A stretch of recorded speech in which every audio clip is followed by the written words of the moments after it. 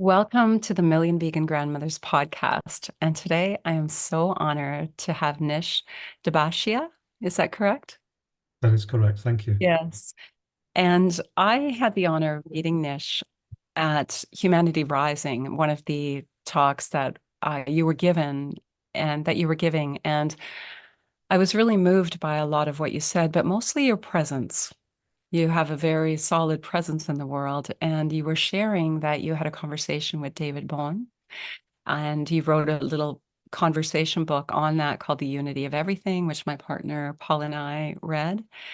And I would love for this conversation to be organic and free flowing. We have a few questions, but mostly I would really love the listeners to get to know you and how you are beginning to understand the metaphysical understanding, maybe the knowing in all of us at some point that everything is connected.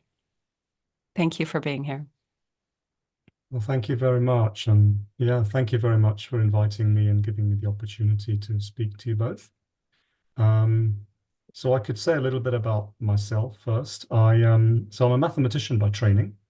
So I studied maths at the University of Warwick. And it was while I was there that I came across David Bohm's work, and also his conversations with Krishnamurti, the Indian philosopher Krishnamurti.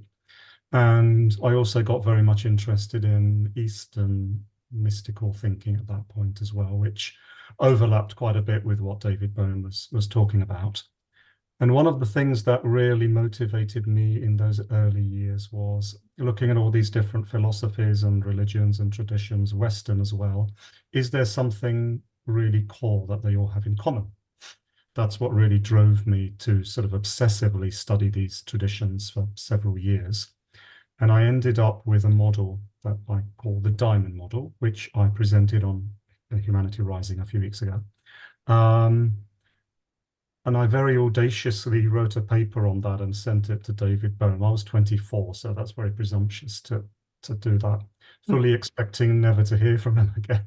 And he actually phoned me at home 2 weeks later and invited me to go and speak to him about it, which was a colossal honor. And we had a conversation about the diamond model and the correlations between the diamond model and his work, which were quite significant. And his work had influenced the creation of the diamond model quite a bit with his notions of wholeness and fragmentation, which we can go into. And as I was leaving, I asked David Bohm, how should I continue this further? What's the next step?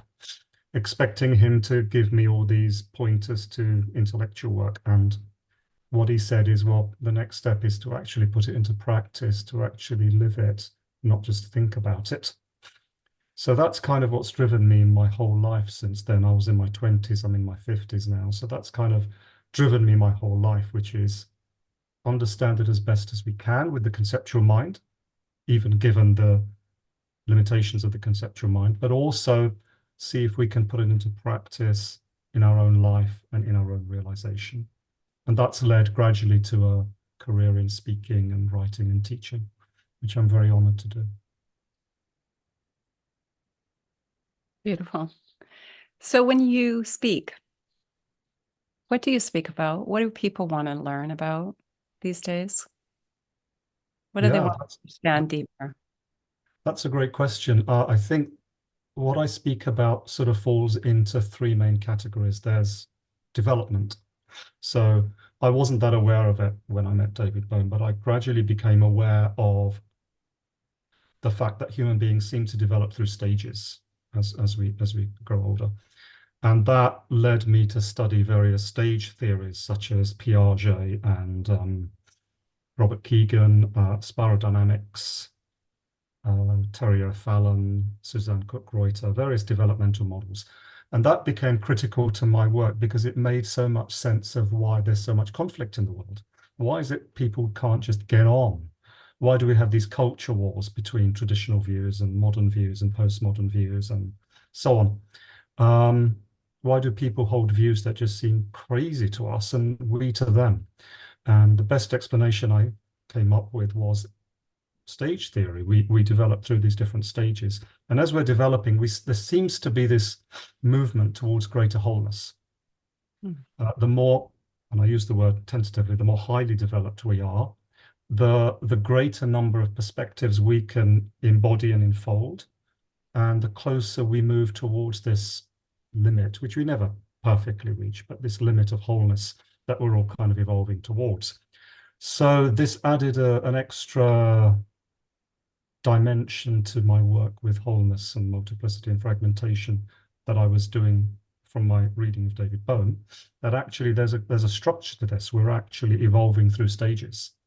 So that is the first of the main things I talk about. I really like the spiral dynamics model because it's easy to understand, and it's, despite its limitations, it's pretty good as a starter for getting to understand development. The second thing I talk about is Ken Wilber's integral theory, which I think is a fantastic way to just integrate all the different schools of thought and all the different experiences that we have. And development is a part of that, but so is mystical experience, and so are different lines of development. So we can be developed in some areas, but not so developed in other areas. So we might have very high levels of cognitive development, but not so good emotionally. That's very common. Different typologies, such as the Enneagram, for example, or male and female energies. And these all develop and evolve in different ways. Probably the most important part of the integral model is what Ken Wilber calls the 4 quadrants. So these are the 4 main areas in which, the 4 main dimensions in which we live: the mind, the body, culture, and society. So it's a comprehensive, quite complex model, but I found it to be the best big picture theory that I've come across. So that's the second thing I talk about. And the third thing I talk about is Eastern mystical thinking. So I've practiced in the spiritual traditions, Hindu, Buddhist, a little bit of Taoist, for about 30 years. So I talk about Hinduism, Buddhism, Taoism, and I also, when I can, I also teach various types of meditation and so on, so that people can actually get a glimpse of experiencing this in their own life. It's not just a model. They can actually live it and embody it. So I would say these are the 3 main areas: development, integral theory, and Eastern thinking, Eastern practice. And people seem to be interested. Yeah. I was just wondering, does anyone come for the math? Is anyone interested in the math, or do they just want the conclusions? People don't tend to come for the math. It's been a long time since I did any really serious math. I think what people enjoy is that the math, even if you're not directly doing math, trains you to think in coherent and systematic ways. So when I try to present my stuff, I think the mathematical influence has just been the attempt to think this all through in rational and coherent and consistent ways. So I think people like that. But so far, nobody's come for the algebra, or the geometry, or the topology, or whatever. And I've probably forgotten half of it as well. Yeah. I think that's a really important part, Nish, is that the person that I work with at Climate Healers, Dr. Sailesh Rao, he's a systems engineer. And so when he presents his work, it's very systematically presented and in a way that people can make sense of it. And I think that's really incredibly important, because some of the things that you're sharing are very deep and very profound. And how do you teach it in a way that you can take it apart and put it back together without it being fragmented, I guess would be the best way that I can think of saying that. Yeah, no, I agree. And especially when you're dealing with a subject like spirituality, it's notorious for being vague and confused, quite honestly. And so one of my challenges is, can we take this field that seems to be so vast and different teachers are contradicting one another, and a lot of the time it seems nobody really knows what they're talking about, can we take this huge field and actually just apply logic and reason, which I think is equally important as the spiritual side. We've got two sides of our brain. We've got the logical side and the intuitive side. Can we actually combine the two and take our spiritual intuitions, our spiritual experiences, but also give them some kind of logical structure? So the intellect isn't just discarded, nor is it glorified, but the intellect becomes an instrument of our intuition. So that's kind of what I try to do. It's ultimately intuitive, but I try to bring order to it as well. So we're using the whole brain. And I think we avoid fragmentation that way. Because I think if we overemphasize the intellect, or if we overemphasize intuition, that can lead to a fragmented approach. We need both, and we need both in some balance, I think. Thank you. Yes, I really needed to hear that today, and I'm sure a lot of our listeners need to hear that, because sometimes there has been opposing views, even in our relationship. I find, I should speak for myself, I sometimes can get fragmented on Paul being too logical and me being wanting to just feel it out, and that those two coming together can be very complementary. And I think that's where in the spiritual traditions practice comes in, because practice is a kind of logic. You override that maybe flighty, it could be some other intuitions coming in, but you know the importance and the logic in sitting on your mat and spending time just breathing and letting go of your external world for a little while, so that you can recollect and being present and bringing yourself back. Those are all, to me, logical ways, because I have to activate a certain part of my logic to override emotion in the moment. And I would need to say, I know I have all these tools, all these practices that I can incorporate right now. Yes, yes. I mean, I try to take what I call a non-dual approach. So we realize the transcendent, what is beyond or what is deeper, and we realize that through our intuition. But if we want to actually bring it down into the real world, so-called, and make it a practical use, then we have to incorporate it into our logical structures, because nature has evolved those structures in our brain to help us to navigate the world. So that's why we need both. Otherwise, we could end up just having these fantastic spiritual experiences and intuitions, but they're of no practical use. So that's why I think we need both of those, which is what I endeavor to do in my work. And I inevitably get told occasionally, you're far too intellectual. But I think that that's actually necessary if we want to make sense of this. Yeah. Yeah. So we had, Paul and I had sent you a couple questions that we were wondering if it would be okay right now to ask you. Yeah, please do. I'll do my best. Well, these are a couple questions from Paul, so go ahead. Okay. I guess a little bit of background. I have dabbled a bit in quantum physics. I've read some of the histories of quantum physics and some of the debates, originating debates, such as the measurement problem. So this maybe is a bit esoteric. Hopefully some of our viewers are physics aficionados, but my understanding, my layperson's understanding of the measurement problem involves the fact that the act of measurement in quantum physics seems in some way to actually constitute the thing observed, so that in a sense, the clear distinction between observer and observed collapses.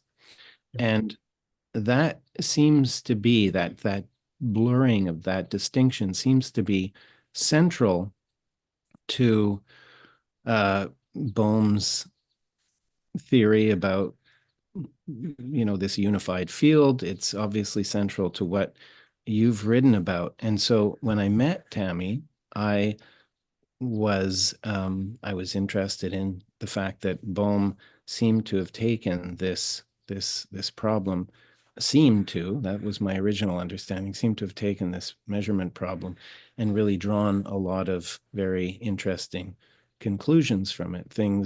Conclusions that, Heisenberg, for instance, or Bohr didn't really feel compelled to think about. Mm. And so I was very surprised to find later on that that Bohm actually proposed a kind of hidden variables model. And so he seemed to take that very radical implication at the heart of the measurement problem and sort of normalize it and naturalize it and reintroduce a kind of determinism that only prevented the observer from seeing the observed in its independence and objectivity, because the observer did not have sufficient information. If the observer had all the information, they could see, exactly where the particle was going to be before they measured it, for instance. So all of that to say, my question is, how did, if Bohm was interested in the unity of everything, why did he feel compelled to sort of tame that very fundamental, very radical indeterminacy and blurring of the distinction between the observer and the observed at the heart of quantum physics? Did he leave behind his attempt to create some sort of hidden variables theory, or am I misunderstanding the implications of the measurement problem? Okay, great. Thank you. Great question. I'm going to have to have a sip of water before I get into that. Okay, let me talk a little bit first, give a little bit of background on quantum physics, the dominant interpretation that has always been there, right, pretty much right from the start, the 1920s, 1930s, is what's called the Copenhagen interpretation. And the Copenhagen interpretation does blur this distinction between the observer and the observed. So essentially what was found was that the art of measurement, when we actually measure the particle state, that seems to determine the particle state. The act of measuring seems to determine or even change the state of the particle. And by state of the particle, I mean the different properties of the particle, its position, its momentum, its energy, its spin, and so on. And the way that the early quantum physicists, beginning with Niels Bohr, I think, tried to deal with this issue is they formulated what they call a wave function. And the wave function is a mathematical entity that encapsulates within itself all the possible properties that could be there, that could be there of that particle, all the possible states it could hold. So the wave function is, in mathematical language, it's what we would call a probability distribution function. It represents all the different multiple states that the particle could take simultaneously, and the probabilities that each of these states, the probability that it could take each of these states. And we call that a superposition. So all these possibilities are, if you like, superimposed on this wave function, which encapsulates them all. When we make a measurement of that particle, what happens is what we call the collapse of the wave function. That wave function essentially collapses, and one of those specific outcomes is chosen, if you like. And that then becomes the measurable, observable state of that particle. So it's as if, putting it in more simple language, it's as if a particle in any given moment has the possibility of, say, 10 different states, each with a certain probability. But it's not until somebody comes along and measures it that the particle then decides which of these it wants to actually embody. And that's so incredibly counterintuitive, because we tend to think that the world is really out there and we just see it. What in philosophy we call the myth of the given, There's this given world, and we're just observers. We just come along and see it. And quantum physics massively challenged this, because it seems that at the quantum level, at least, we are also determining the way the world is to some degree by our act of measuring it, or even more fundamentally, our act of observing it. So this is how that distinction between the observer and the observed became blurred. And this became, and has remained, the dominant interpretation in quantum physics. Now, a bit of background on Bohm. Bohm worked at Princeton with Einstein. And Einstein absolutely disliked quantum physics.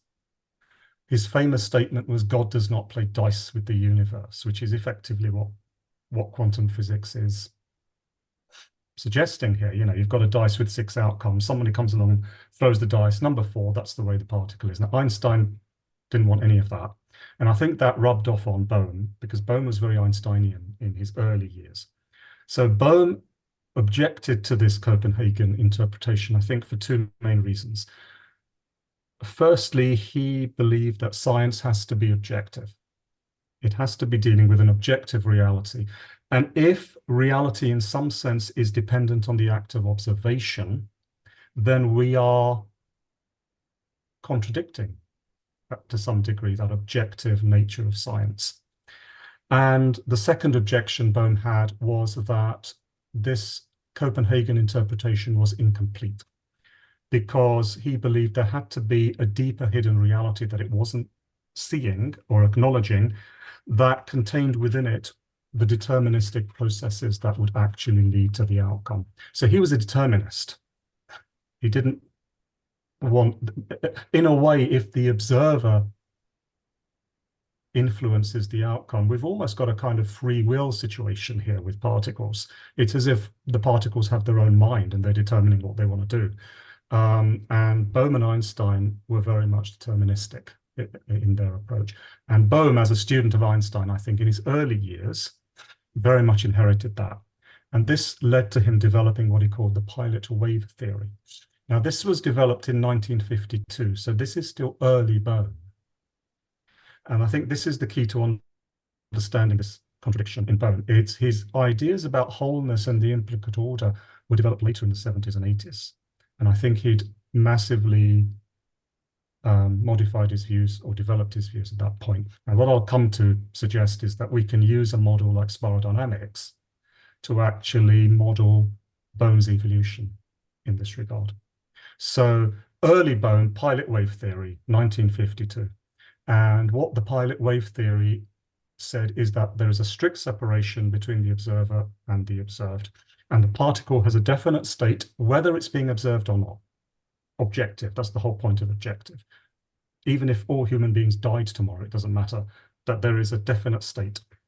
And whereas in the Copenhagen interpretation, the wave function was a set of probabilities, which was collapsed upon the introduction of the observer and the introduction of measurement, in the pilot wave theory, the wave function actually represented a strict determination of the state of the particle rather than a series of probabilities. So Bohm just didn't accept this probability distribution function in the wave theory. The wave theory was a definite question and a definite answer.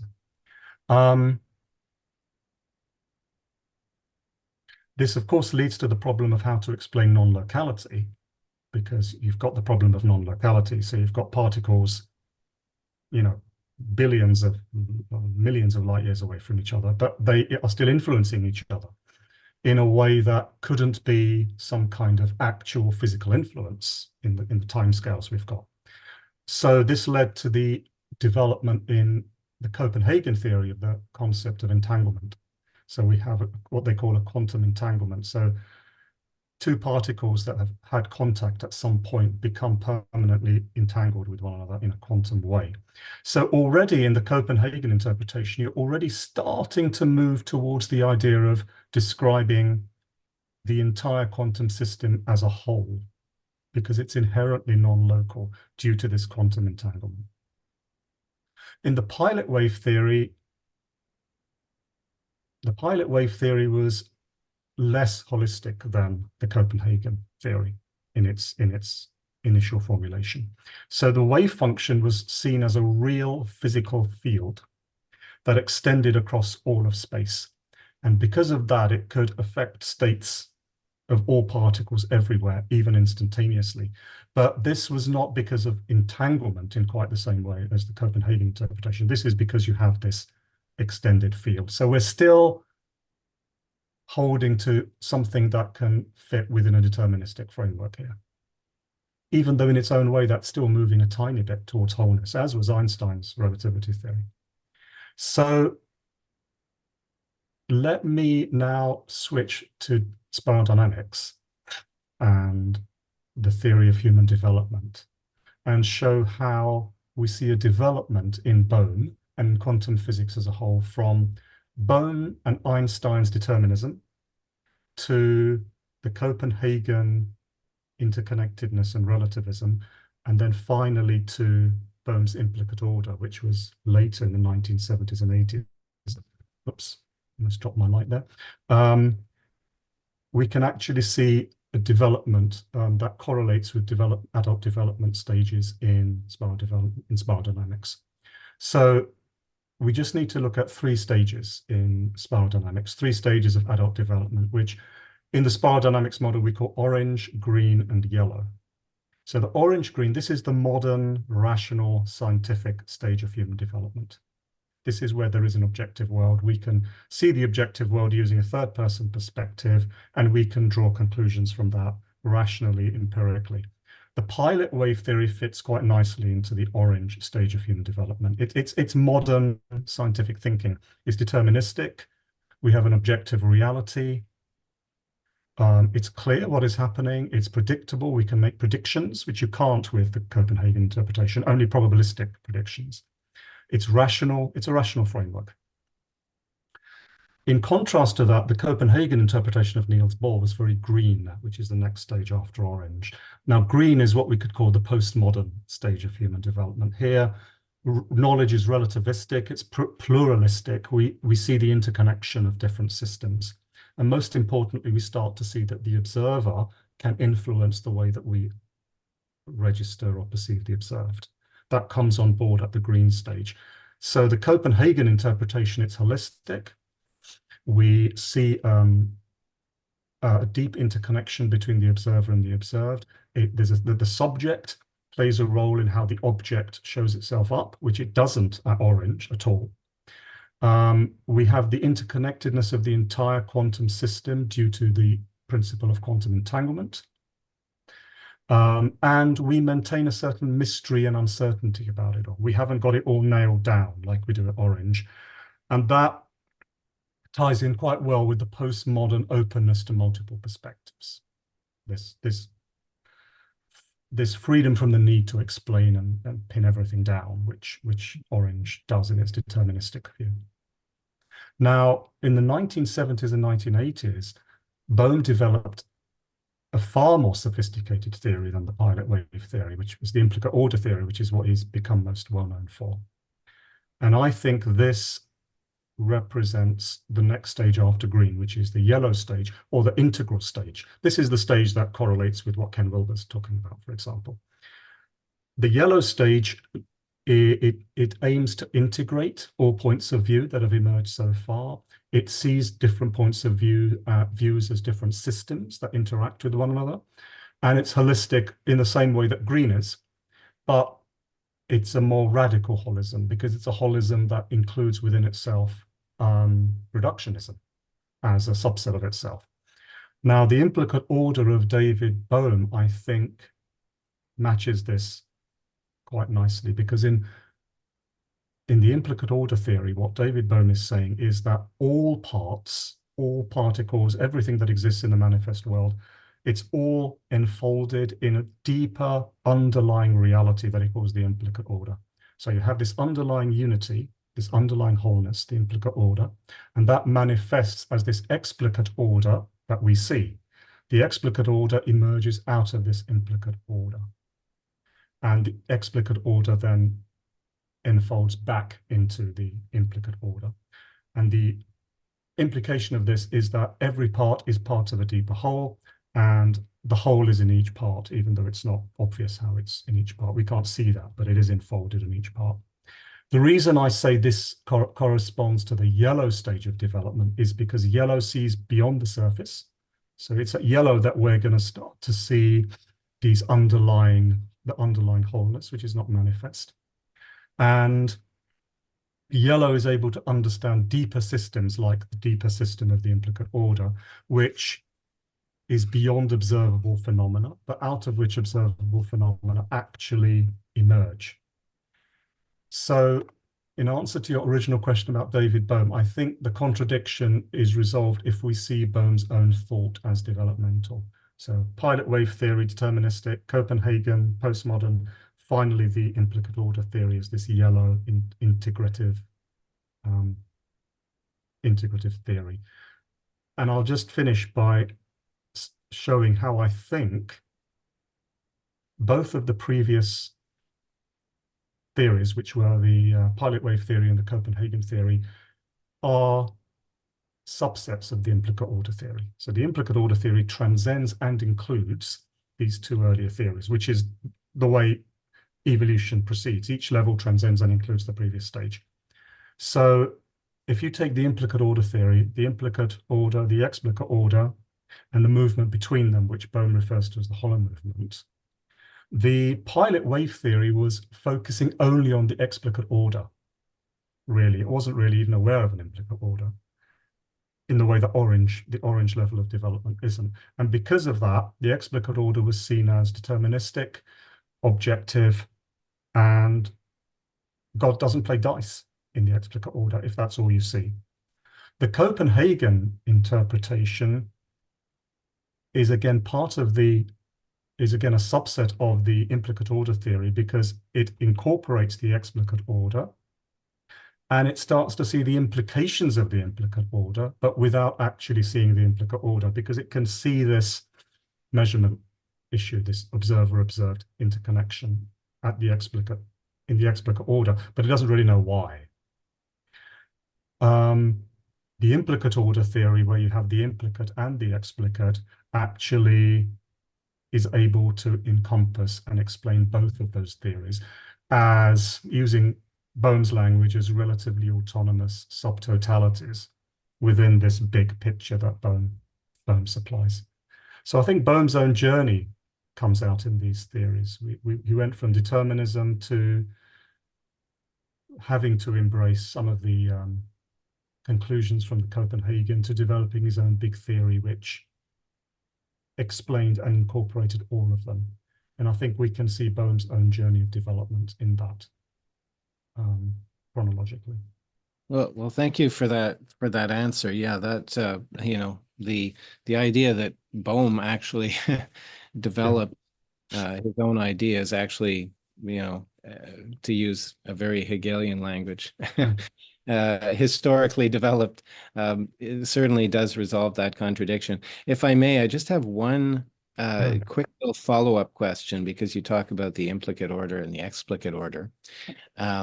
So in what way is the implicate order not a hidden variables theory in the sense that, say, pilot wave theory was? So in what way does the implicate order not determine the explicate order? What's the relationship if it doesn't determine it? What is there's a different kind of relationship there, obviously. Is there a way to express that in simple terms? Sure. So yeah, the question was why is the implicate order and explicate order relationship not deterministic? I think the answer to that is probably because the implicate order itself is evolving creatively. So the implicate, or for it to be deterministic, I think the implicate order itself would have to be somewhat constant. But the way Bohm defines it is that we have a hollow movement that's working in both directions. The implicate becomes the explicate, and the explicate then enfolds itself back into the implicate. So whatever is happening in the explicate world if you like, is enfolded back into the implicate, and the implicate changes. So the implicate and the explicate are both evolving and changing together. And that's why there's no deterministic framework would be able to hold that, because whatever deterministic constraints you have at time t will be changed by time t+1, because you have a constant evolution going on. So it's more of a creative interplay rather than a rigorous objective determinism. Yeah. Right. So as in Hegel, you can't simply rest within some abstraction. There has to be a finite manifestation of the thing in order for that abstraction to have any historical weight in the development. I mean, I keep bringing up Hegel here because I see some connections, even though obviously there are probably some radical differences. But I'm interested in that idea because it gives a lot of importance and creative force to the explicate moment. It's not simply an expression of some underlying thing that has always been there and will always be there. It's not secondary. It is a part of that creative process, and it's an important moment in that creative process. And I think this is such an important point, because traditionally, spiritually, and even philosophically, there's been a inclination to downplay the importance of the explicate. In a way, we've assumed the explicate is something we need to escape from. It's somehow lesser, and real enlightenment or liberation occurs, salvation occurs when we rediscover the implicate. And this has been the traditional view in traditional Eastern philosophy, for example. The whole object of life is to get out of this cycle of life and death, go back to the ground of all being, or whatever we want to call it. But this newer understanding that I think is relatively new, and I think emerges at this yellow stage of evolution, is that, using theological language, God is evolving along with us. It's not that God is static and we're evolving and we need to find God. We are an expression of God, and God is also evolving along with us, and God is evolving through us. We are the means through which God gets a deeper knowledge of himself or herself, speaking theologically. So we are vital to the process. And this is the real non-dual vision. It's not a vision where the world is a mistake, the world is suffering, and we need to get the hell out of here. The world, and even the suffering in the world, it has a higher purpose, which is to help the whole and the part to evolve together to a greater and greater synthesis of the whole and the part. Because that's the ultimate vision. I don't think the final aim is not the whole as opposed to the part. It's an absolute synthesis of the two. And I think the implicate-explicate theory is one way of framing that, a useful way of framing that. And I can totally see the correlations there with Hegel as well. Yeah. So you had said something on a previous podcast that you did that we are in, we are in the middle of regression in service of transformation. And it sounds a little bit like what you're talking about right now, that in order for us to see what needs to be seen, we are appearing to regress, like in that cycle of change. There's always a level of chaos. And I think it's very comforting to hear you say that we're in service. The regression is in service of transformation. Yes. So regression in the service of transcendence is a phrase I think Carl Jung created. And I think what he was hinting at, and it's applicable not only to individual development, but also to collective development, and I'll try to give an example of both, is that sometimes in order to achieve higher stages of development, which means higher degrees of wholeness, we sometimes need to return to earlier stages temporarily because we have unfinished business there that's hindering our growth. Perfect. So So for example, even in our day-to-day life, let's say that, for the sake of argument, let's say that I was somebody whose stage of development was, in spiral dynamics terms, very green. Let's just assume that. So I believe in universal love and non-violence and so on, which is fantastic. But let's then assume that somebody breaks into my house and attacks my children. So temporarily, I'm probably not going to talk to that person about the virtues of non-violence and postmodernism. I'm probably going to temporarily have to engage in something less non-violent to defend my family and my children. So I may have to, the situation may force one to temporarily regress to, say, red, because the circumstances demand it, before I go back to my center of gravity, which is green. Now, that's an example of how we are always going up and down the spiral in our day-to-day life as situations demand it. The more stressful the situation, sometimes we need to temporarily come to an earlier stage just to be able to cope. And then we have that luxury of being able to grow to a higher stage because things are a bit easier. Now that regression that happens, the up and down movement that happens quite naturally, we can actually engage in that deliberately and purposefully by revisiting unresolved issues or unmet needs that we might have from earlier stages. And then find ways to integrate those and heal those. One phrase I use, and I've stolen this from a friend of mine called Bet, who invented this phrase, it's a great phrase, is we all have holes in our spiral. So we have this spiral of development, but none of us have this perfectly developed spiral. We all have unfinished business or wounds or whatever, holes in our spiral. We need to go back. Part of the growth process is to go back and to integrate and to heal the holes in our spiral. And that contributes to our growth. We grow not just by going up, but by sometimes going down and strengthening the foundation on which our further growth depends. The higher stages depend on having strong foundational stages. If there's a weakness in the foundational stage, it's going to hinder the higher stage. If you've got a building and you're building your 8th floor and there's a weakness in the 2nd floor, you've got to go back and fix that rather than just building and building.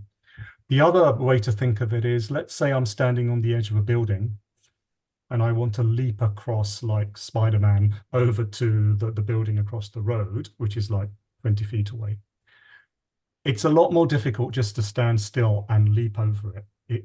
It's a lot easier if I go back and take a run up and leap over it, because that run up gives me momentum. So there's a kind of developmental momentum that we can develop by going back, resolving some of our earlier issues, and then taking that run up again, back up the stages to make that leap to the next stage. So that's another analogy, another way to think about it. Some of the things we need to do when we go back to fix the holes in our spiral is maybe to release attachments that are no longer serving us.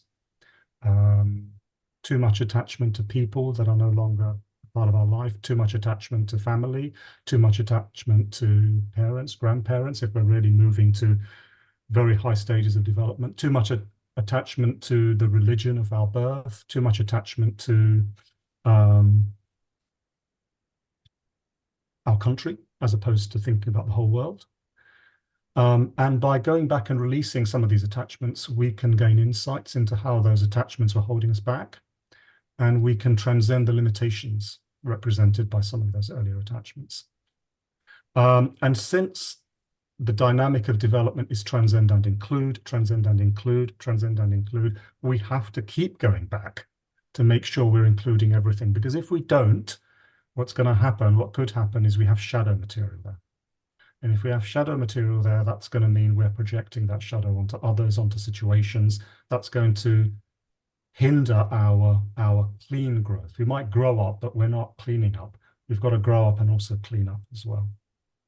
And I think this can happen collectively as well. So maybe as history unfolds, there are times when collectively we need to temporarily regress to sort out some of the foundational issues that were not sorted out historically, collectively, before we can really move forward. And I think maybe we see that happening even today in some way. So I'm curious in this view of things, in terms of spiral dynamics, where conflict, where suffering, if you like, where chaos has a potentially positive contribution to development, what is the status of the agents of that chaos? So for instance, there are some very reactionary forces, I would say, at work in the world right now who have their own agenda. They certainly don't appear to be interested in humanity evolving to some next stage in their spiritual development. Are these people in some sense tools of the implicate order, or are they really acting in a sovereign way, and we those of us who disagree with their agenda are simply trying to counteract that, and in the process we may be discovering things about ourselves. And so I'm just curious about the status of these agents of chaos. Are they sovereign beings? Are they in some sense tools of a larger movement of spiritual development? No, I don't think they're sovereign beings in most cases. I think if that was the case, they would actually be operating from a much higher level of development. And I think there is a place for people who are at high levels of development to strategically go back and use the lower levels temporarily. But I certainly don't think that's the case in 90% of the things we see happening around the world. So we would have to speculate that there is a deeper intelligence at work, which we could refer to as the intelligence of the whole spiral. It's a little bit metaphysical. That's probably, as a metaphor, I think that's probably the best that we can do. The spiral, that there is an inbuilt evolutionary impulse in the cosmos. We don't know exactly why that is the case, how it works. Maybe we'll be able to use branches of science like complexity science and chaos theory, self-organizing systems to try to explain it. But just metaphysically speaking, there is eros, a kind of a spur to development that seems to be inbuilt into the cosmos. And I think what we can probably say is that that inbuilt eros has its own intelligence. And so we're all, even people who are arguably at later stages of development, we're all, in a sense, agents of this evolutionary intelligence of the whole spiral. So however difficult it is, we have to... And yet we're not determined. We're not determined because the intelligence of the whole spiral is itself a creative moment-to-moment movement. We can't tell what the spiral is going to do in the next moment, which we could if it was determined. So the spiral itself has, now this is a very theological, metaphysical language, but the spiral itself has free will. It's a creative movement, and we're contributing to that creative movement, but we're also being used by that creative movement. So there's a synergy between us and the spiral, between the whole and the part. And the whole and the part evolve together. The opposition between free will and determinism also blurs. It does. I mean, I think that's a great question. I think if we see the ultimate state of affairs as this non-dual union between the whole and the part, then I would say that from the point of view of the whole, without any regard for the part, we could say maybe we could veer towards a more of a deterministic view. If we look at things from the part without any credence to the whole, we could maybe see a more free will. But I think since the whole and the part are two parts of this synergetic movement, determinism and free will, we have to see these as neither of them are the truth or the way things are. Both of them are limited perspectives, depending upon which part of the non-dual reality we're focusing on. And the resolution to the problem between determinism and free will is enlightenment, which is when we actually achieve that non-dual union. And that's when all these philosophical conundrums disappear, because all these philosophical oppositions are oppositions between parts of that non-dual reality. It's only that realization of the whole process that will resolve these conceptual difficulties that we have. Thank you. Thank you. You know, I have so many things running through me right now. It's just incredible to just be in your presence, because I feel that you have obtained some of that understanding that just by being in your presence, it changes me. So thank you for that. And I was thinking about earlier studies with shamans, and they would, when they were teaching us to do work with people, they would say that you can't actually heal somebody until you can hold space for their whole healed state already. You can't be seeing this as a tumor, that we need to already be in the presence of their healed state. They knew this. It's a very old, indigenous, ancient teaching that you come to the person, you're aware that they're suffering, but that's not what you see. You see their wholeness, that's how you approach them. So thank you. And I would like to switch gears a little bit in regards to some questions that, as the Million Vegan Grandmothers, one of our biggest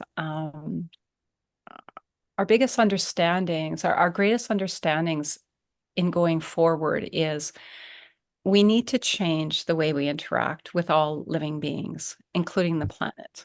And I'm just wondering if you have any comments on diet and how that relates to our understanding unity and consciousness, and being in the yellow part of the spiral, that if everything is unity, and maybe we don't have to eat other living beings, would that be a possibility of another way to bring in the non-duality, that this living being is equally worthy of life as I am?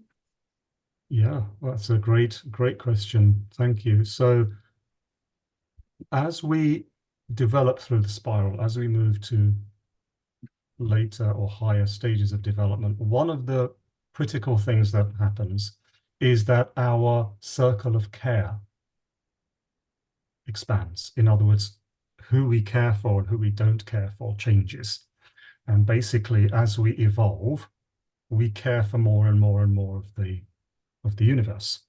So when we are, say, at the blue level, which is the traditional ethnic level, we might care about our families and our countries, but we don't care about foreigners or immigrants or people on the other side of the world, let alone animals and plants. So we're quite happy to eat meat and to eat whatever we want, because, you know, in the Bible it says animals were created by God to feed us. That's a very blue, a traditional ethnic view. As we start to evolve to, say, orange, and especially green, we start to go beyond this ethnocentric view and move to what we could call a world-centric view. So now all human beings matter, not just my country or my family. So we've moved from ethnocentric to world-centric.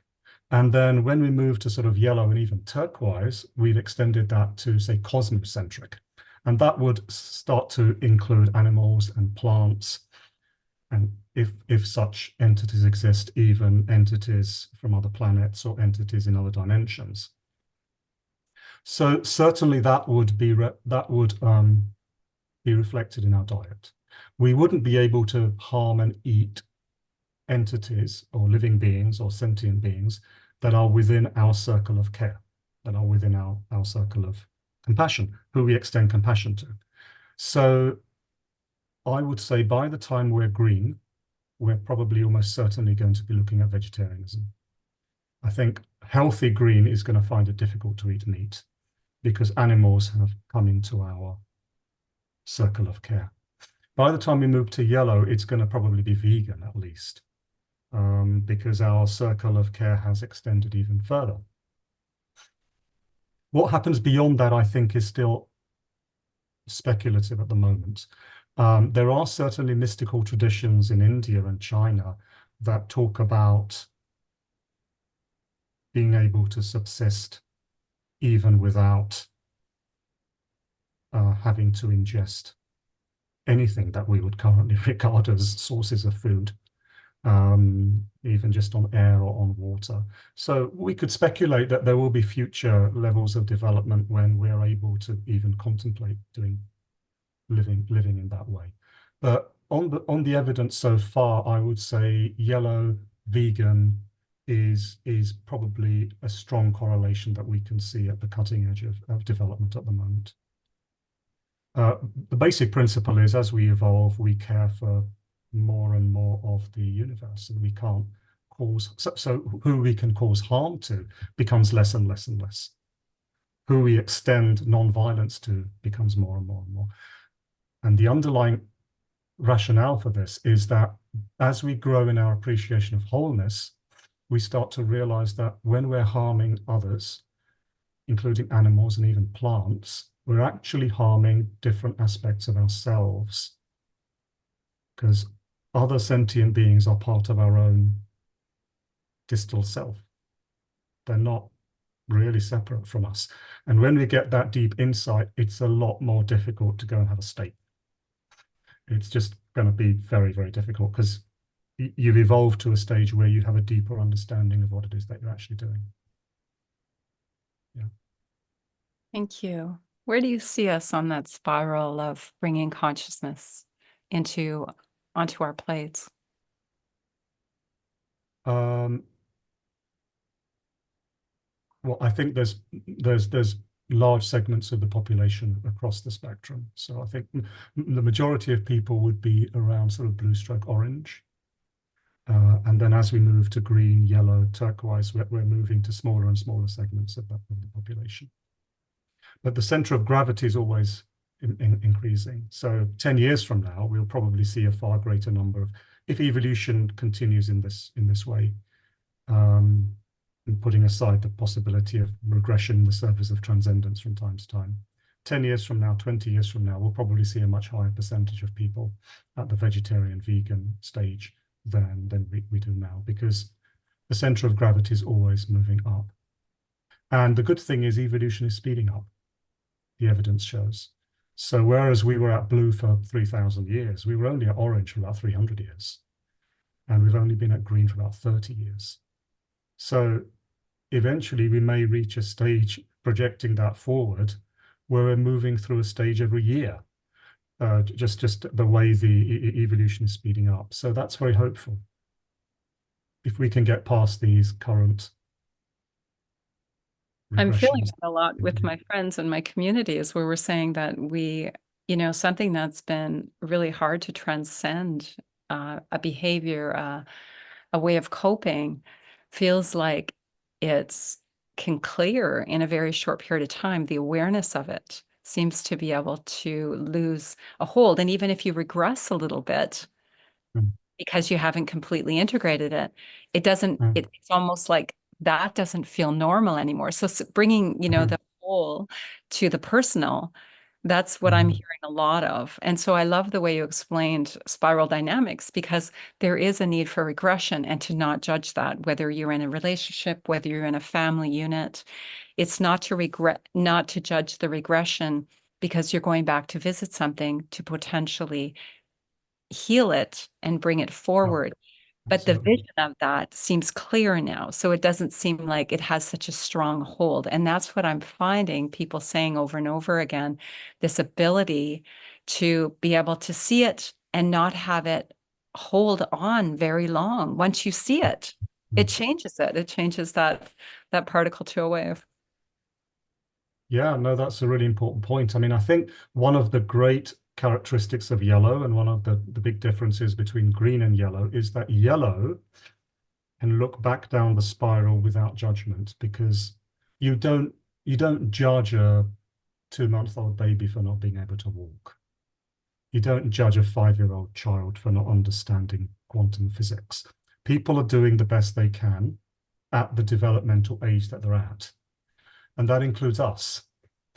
So yes, as we evolve, we may regress, but as you say, that if our center of gravity has shifted, Right. then those earlier stages no longer have the same energetic pull on us, and then they're no longer they're just no longer as attractive as they once were. I think that our desires and what attracts us and what repels us becomes more and more subtle as we evolve. So whereas before we might feel tempted to go and have that cheeseburger, there will come a point when we're not tempted in that at all, because the energy that we had tied at those stages has been loosened and is now sitting quite firmly at the green, yellow stage, wherever we are. Yeah. It's interesting. I'm going to tie this in with what we were saying earlier about physics, because we have the wave function, which is a series of all the different probabilities of how the state can be.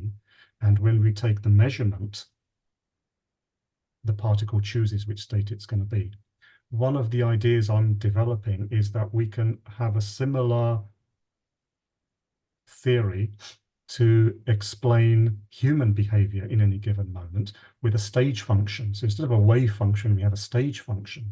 At any given moment, the stage function encapsulates all the different stages that we could be acting from in the next moment. And there's a probability of each one of those. So if you're yellow, the probability that you're going to be acting from yellow might be 50%, but it might be 25% green. It's probably going to be like 1% beige or purple, but you've still got this stage function. And it's the quality of awareness and intuition that you bring to that situation in each moment that then collapses the stage function and decides what you're going to do in any moment. In the same way you bring measurement to the particle and the wave function collapses and it chooses a state, we bring awareness to our present situation in each moment. Our stage function collapses and we choose, or the spiral chooses, which stage we're going to be developing from. And the stage function evolves as we evolve. So the probability of earlier stage behavior becomes less and less as we develop. Really appreciate that.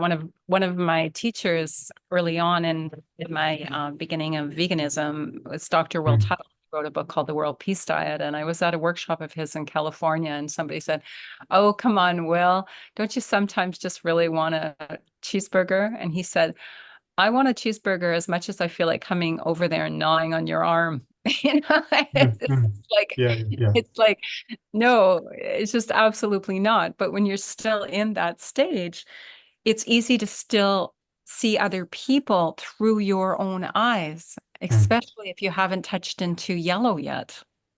Yeah. To see their behavior in you through your eyes only. Yeah. This actually touches on another important area, which is the process of what we could call purification, which I think happens in different ways as we evolve, and diet is a very obvious way of that. In the spiritual traditions, I mean, I've been trained in the Hindu tradition, and we have what we call tapas. Tapas means that painful purification that we have to go through initially as we're trying to live up to what we've seen. And what my teacher told me is that for a period of time, tapas is going to be heat. In other words, it's going to be difficult to live up to what you've seen. And there is going to be that temptation to go to earlier stages. There may well be that temptation to eat a cheeseburger once in a while. When you eat it, it may feel really good in the early stages. But there comes a stage, if you persist in living what you've seen, in other words, your cognition manifests as real behavior, then there comes a point when what was heat now becomes light. Beautiful. What was burning through you now becomes something profound that shines through you. And that's when you've made the real transition. Purification becomes illumination. That's when you've really grown. If I may, what I really like about your use of the wave function to explain our own the probability of us, taking one action versus another. What I really like about that is that it is an image of self-measurement. Not You're not measuring other people. You're not judging other people. You are not judging yourself. That's too strong a word, but you are measuring yourself. You are finding out and to some degree deciding where you're at in your evolution.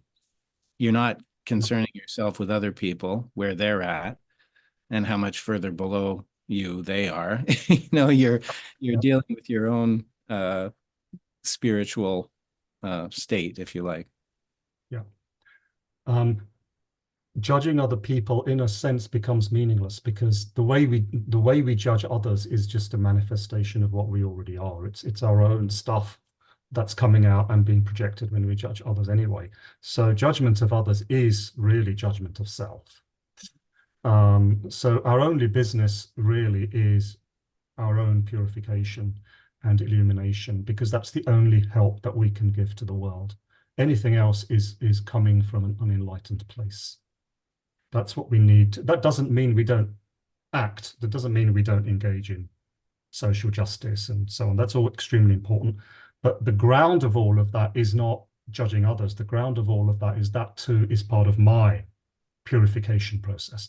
When Gandhi was doing all of his social activity, he wasn't primarily doing it from the place of making the world a better place. He saw it as part of his own spiritual practice. And I think that's where we have to come from. It begins and ends with our own development, and that manifests as making the world a better place. Yeah. Well, thank you so much for this. And I feel that both Paul and I really needed this today. So thank you. We're in some dynamics with, on a family holiday. And so, and I felt myself regress a little bit, and maybe in service of, who knows, but there's a really important message that always comes through in every spiritual teaching, and it's to keep your eyes on your own purification. And that is so absolutely true. Without getting into a whole other conversation, I would love to be able to just end on a little thought of, Paul and I are writing a book right now, which came out of understanding transformation through mapping out our grief, because I think that people call it often trauma, but I think it very quickly turns into grief. And I think that as a planetary species, we're in a huge accumulative grief stage. I do. And so when I was working with a person a couple years ago, I kind of mapped out my own grief, and it seemed very almost like an add-on to Kubler-Ross's stages. And it was to feel the felt sense shock, like, what's going on, to really look at it, and then to move into compassion, empathy and compassion, and to move into creative action. Because I really believe, through my own experience of having a lot of loss within a very short time, taking that creative action, writing the books, connecting deeply within myself, and then moving into love and community care. So really getting into that feeling of care, because I think it's very easy for us to look out there and to forget that care and practice, and then pathways to heal. So those are our 5 stages that we're writing about in this book. And so I know that's really loaded and it's a really big question, but I would love you to end on using spiral dynamics and the understanding of unity and non-duality in healing and mapping out our grief. I'm sorry to spring that upon you. I'm going to need another sip of water, I think, before I. Okay.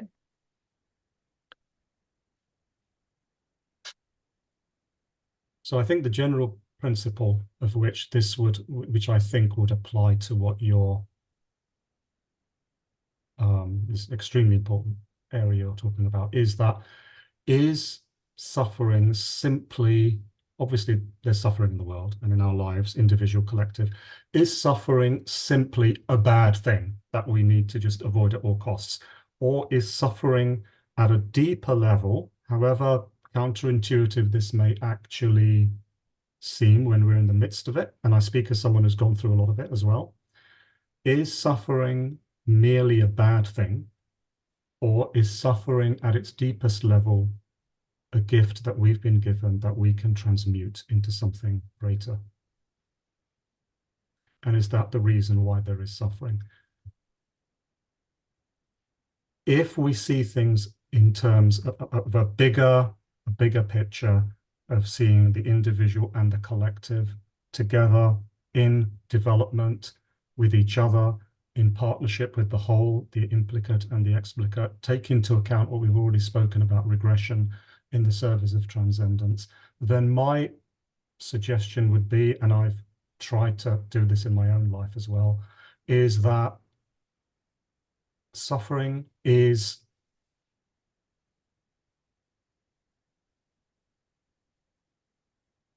the universe pointing to something that you can use as a doorway to your own growth and as a doorway to helping others. And that's the challenge. No matter if grief or trauma or these things need to be healed, and that as much as we can, of course, but in that process of healing, can we also see a deeper dynamic at work, which is that, is this something we can use for our own longer term growth and for the benefit and well-being of others too?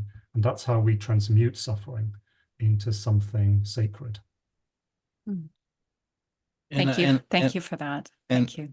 And I think that in the context of this spiral dynamics, this kind of spiritual evolution you're talking about, there are definitely certain stages, if you like, of grief that hold back the development. When we're in denial, when we are distracting ourselves, we are, in a sense, holding back our own spiritual development, hopefully for not too long.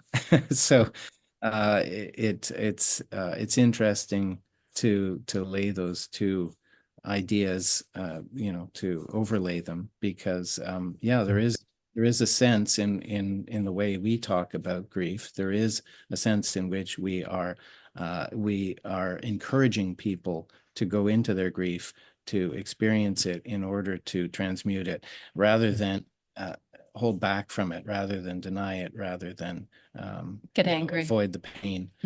So I see that it really fits nicely with that idea of this broader spiritual evolution. We've been talking about it in slightly different terms, but there's definitely some for me, there's some real resonance there. I mean, going back to the phrase we used earlier, pain or trauma or grief that's left in us, if we deny it and just try to carry on and grow and never deal with it because it's just too painful, that becomes what I mentioned earlier. It becomes a hole in our spiral. And if we just leave it there, not only is it going to impede further growth, but it's not going to just sit there quietly. It's going to manifest itself in other ways, which may be far from obvious that that's coming from the grief, or it's coming from the trauma, but that's shadow material. And so in integral theory, we say that for full being the best human you can, we have to grow up, which means moving up the stages. We need to wake up, which means realizing the whole, the mystical experience. We need to clean up, which means regress in the service of transcendence and heal grief and trauma from earlier stages that have been left unhealed. And then we need to show up. So we need to take that healed entity and then show up in the world for the good of others. So we really need this integral process of growing up, waking up, cleaning up, and showing up. And what you're talking about here, I think, is a very important part of that cleaning up process. We neglect it to our own detriment in the long run and to the detriment of the people around us, because it'll project onto others and onto ourselves. Yeah. And thank you. I love the image of the hole, because what happens when we have holes in our system, holes in our brain. I mean, we see this with children that have been that have been Diagnosed with FAS. yeah. Mm. We know that things just fall through, and I get that image when you talk about holes in our evolution of our spiral, is that things just fall through and we don't even know where they are. We don't even know where to find them. And the problem being is, if they fall through too often, too much, we stop searching. Yeah. And it just becomes a big shadow projection wheel and spiral in and out of suffering that doesn't need to be created. So thank you so much. I see how this will really impact people as they move forward, because I think it's really important. I constantly say to people that it needs to be about what we're doing, our own care, our own self-care, which means part of that piece of bringing ourself back to wholeness. Yeah, absolutely. And working from there. Yeah. And keeping ourselves in check, which is a very big challenge, because we're only going to show up how we show up. Everywhere we go, there we are. Yeah, absolutely. Yeah. And the help that we try to give to the world will mirror the help that we've given ourselves. If we haven't done enough work on ourselves, that's going to, in some sense, contaminate the way we show up in the world to help others. Mm-hmm. So thank you very much for today. We really appreciate you're very you. welcome. Thank Yeah, you. Thank you very much for very being here. much.